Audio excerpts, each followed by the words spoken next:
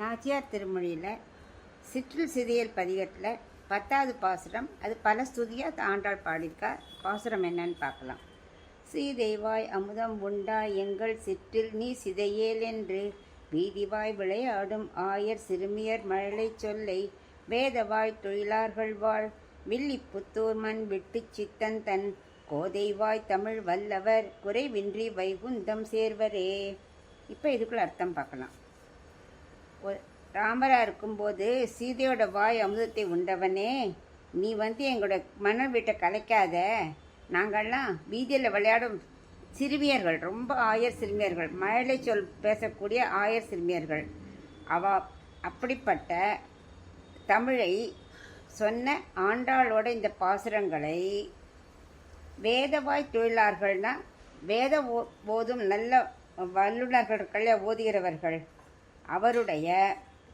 அவர்களெல்லாம் வாழும் வில்லிப்புத்தூரோட தலைவனான விட்டுச்சித்தன், அதாவது ஆண்டாளோட திருத்தகப்பனார் பெரியாழ்வார், அவரோட மகளான கோதை, அவள் வாயிலாக வந்த இந்த தமிழை எல்லாரும் யாரெல்லாம் சொல்கிறாளோ அவர்கள் சொல்லுபவர்கள்லாம் குறைவின்றி வைகுந்தமே சேர்வார்கள் அப்படிங்கிறார்.